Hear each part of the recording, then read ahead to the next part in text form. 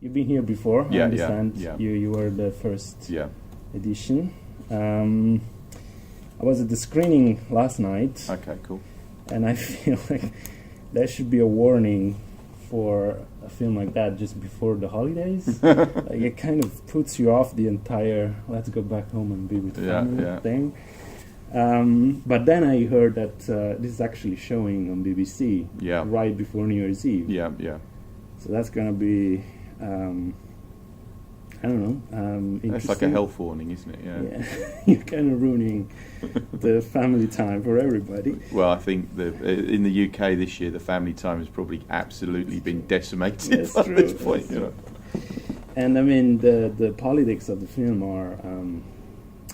It's strange because in a way, the immediate politics would come into the film even if you were putting none of it in. But like there's a Brexit is mentioned, of course, and that's also strange because I don't think it's got to be one of the first films that I see in which it is explicitly mentioned, even in passing. I mean, you don't need to make a big deal out of it because it sort of comes out of the just the climate, the atmosphere between these characters. And, I mean, it's a rare film in that we, you know, because film isn't very reactive usually, and we were lucky that we made it in such a way that it you know, I mean, we shot it in January, and so, but it could have been out in, you know, it was finished by March basically, so. Or end of February actually. So you know, usually you're making movies that are kind of metaphors about stuff that might be going on, and it's all a bit soft. It doesn't really get a chance to, because you could never really get a slot fast enough of making it. And usually a film takes a year or so to do, and then by the time it comes out, which is often after it does festivals, and then it's a 3-year bracket, which is never going to be able to talk about anything particularly specifically, you know. But with this one, we were lucky, and it was. And also, as Brexit got worse and worse during the year, like they never sorted it out, and the film just became more relevant as it went on, right? Which is rare, you know, because usually you're looking at stuff just dating horribly, and just people, you know, you can imagine people just going, "Well, that was ages ago. All that stuff happened." But so it was that would work. But I put it in because I felt that, you know, there's lots of different bits of styles of realism, you know, and one of the things I felt is that it's a weird thing that you would have a family that would come together, a contemporary family that wouldn't talk about that, or at least the political situation in general, you know. You either make it out of time and they only focus on some. Yeah, I mean, it just felt abstract idea of family, or you have to just grapple with it. Yeah, totally, and in a way, you know, maybe in 20 years' time, it feels you know, when people watch it, they go, well, that's that weird thing that happened at that point. but then why not? You know, it's like you watch 70s movies, and there's all sorts of politics of the time that goes on in those films, and it doesn't bother you as a viewer. You just kind of go, oh right, that's what happened. Yeah, and I like that.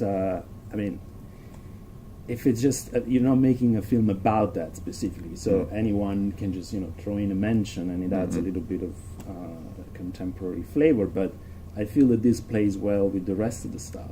And I mean, as you say, maybe in 20 years' time they'll be making, they'll be interpreting the film in that lens. I mean, depending on what happens now. Yeah. But like, I guess you could make a case of like the family themselves representing this sort of union, and the guy at the end is just, you know, fuck them, and the guy who really tried to make all of this happen, and who sort of was trying to be the sheriff of the family union, just cannot take it anymore. And the funny thing is that they sort of find their own balance once is off. So that says something about trying to manage a situation, and then it turns out that your removal is what was needed. Yeah, or the arrogance of him thinking that he could corral those people and make them bend to his will to a degree, and it was just he expected them to do what he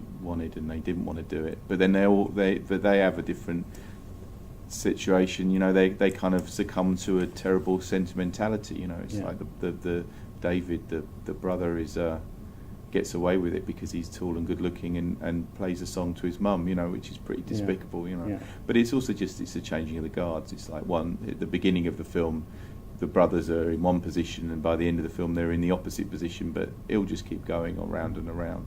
I mean, I wouldn't draw totally specific kind of things are going on. It's that they represent the European Union or something. No. But I think they're more, for me, they're more the family is the family of the Britons, and how they're all falling in and out of, they love each other but they hate each other, which you could go Britain and you could say it was Europe, or you could just say it was the world, So there is a universal kind of idea that goes within that. Right. But I think that's the family unit, isn't it? It's that we're just kind of atoms of that, when you look at it.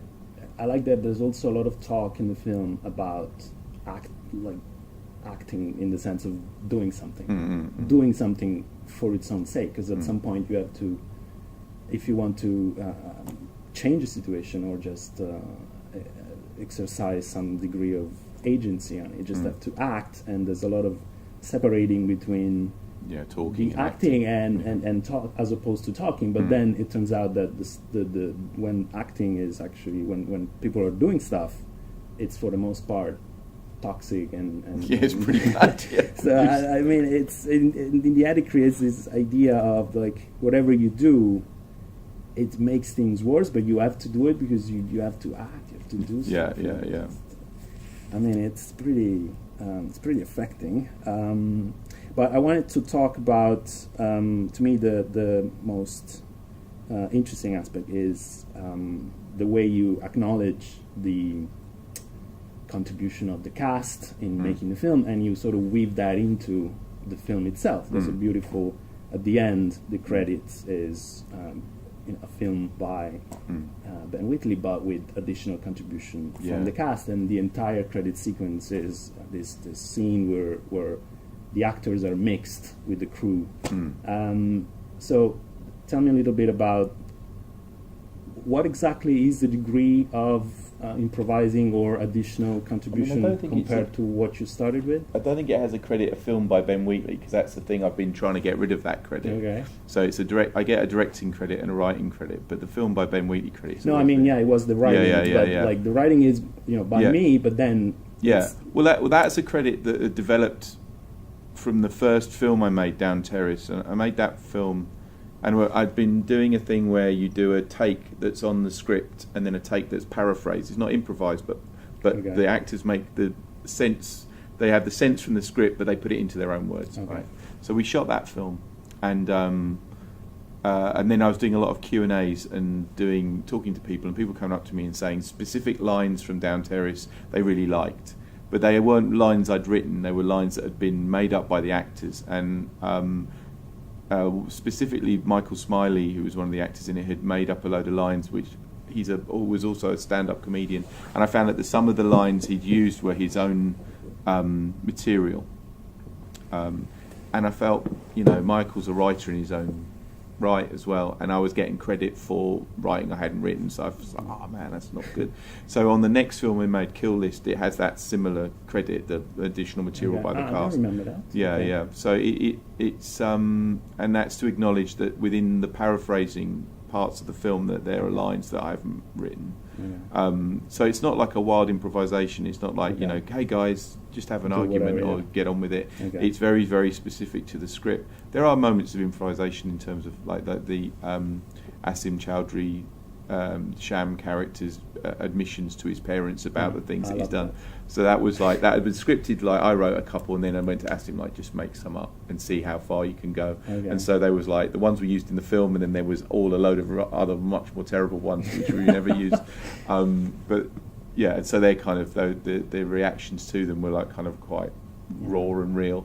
And then the Sam Riley's song at the end was, in the script it just said David sings a song to his mum.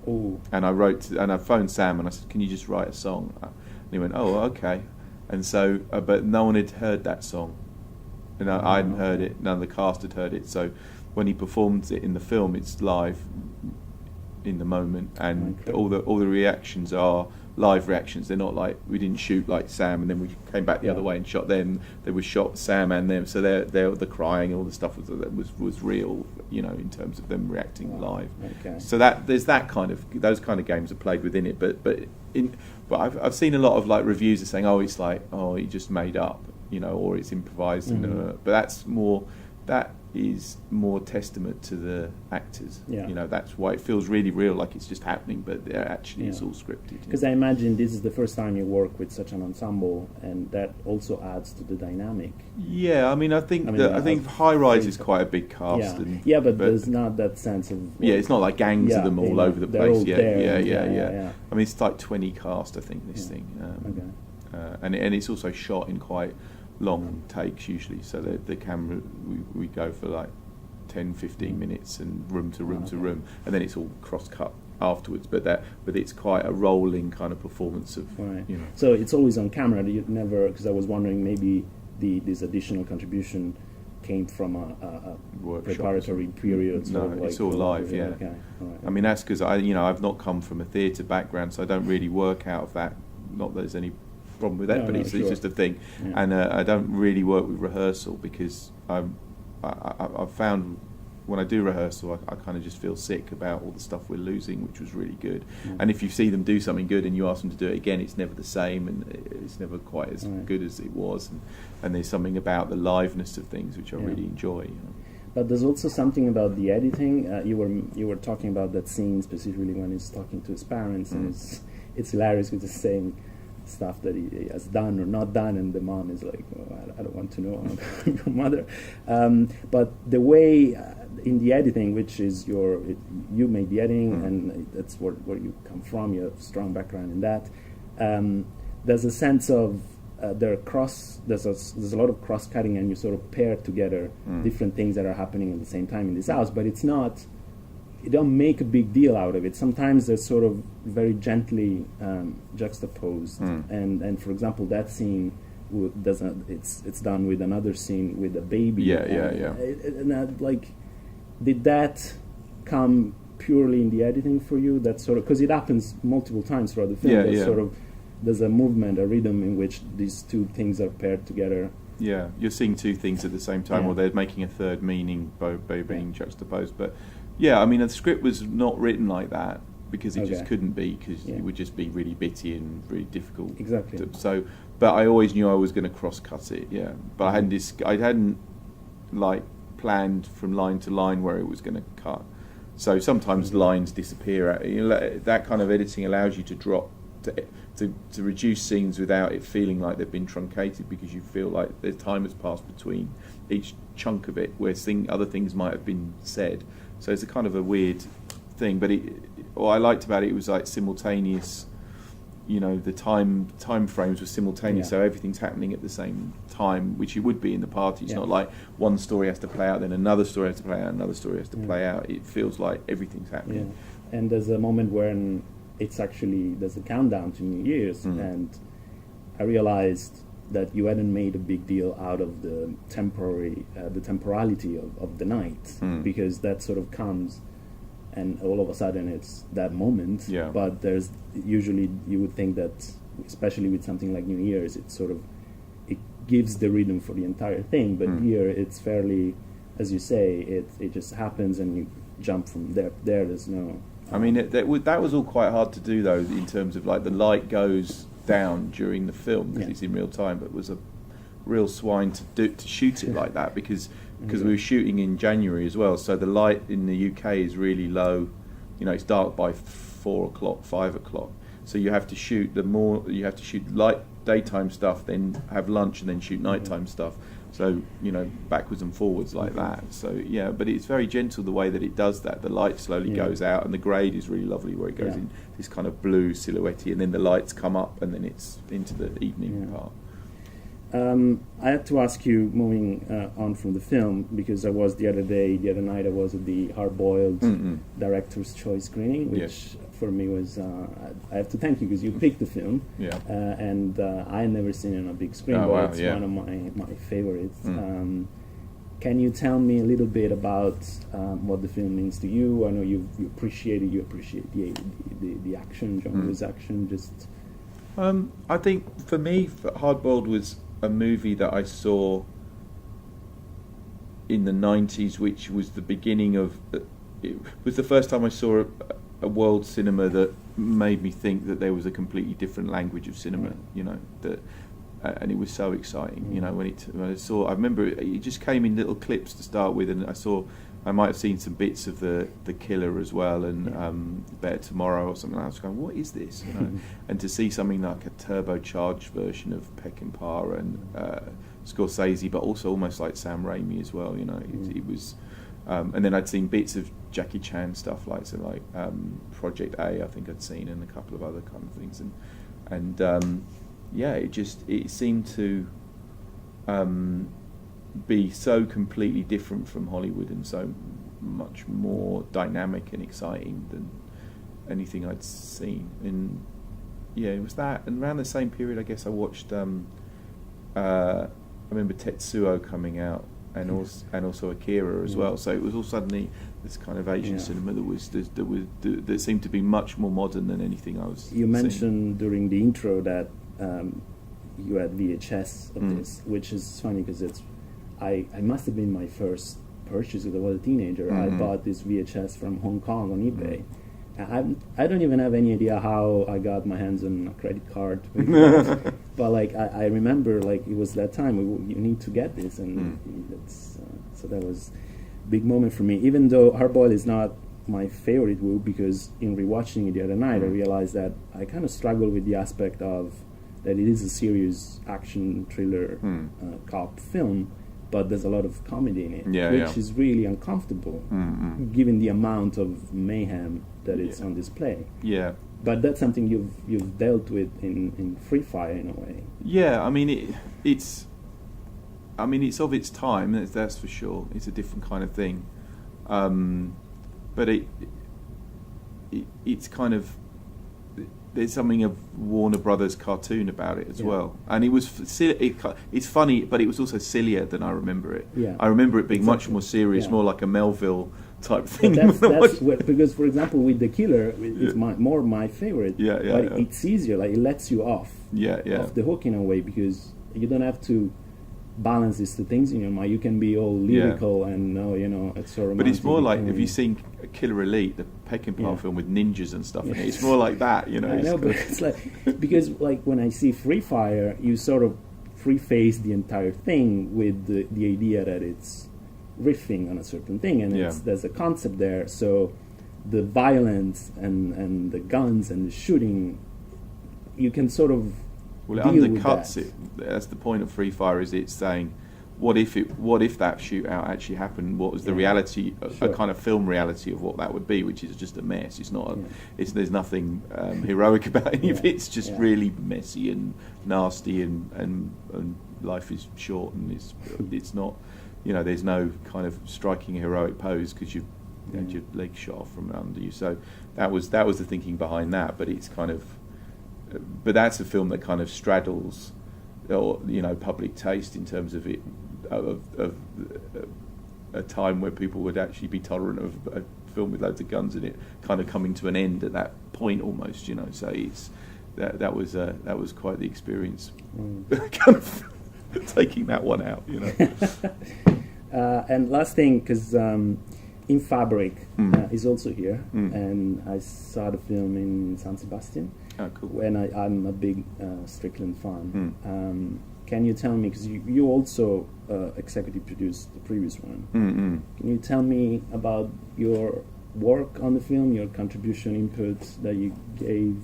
I mean, my role as a exec producer, or my role within Rook Films, which produced both of them, is very light. What I tend to do, I mean, I'd never send notes to Strickland or tell him what to do. I think I fucking hate it when people do it to me, so I would never do it to a fellow filmmaker. My role in those films is usually either just in straight up encouragement, or so I would watch the rough cut of. I saw the rough cut of In Fabric, which was fantastic, and then I'd email Peter and tell him that I really liked it. That's me, that's why I earn my executive producer credit.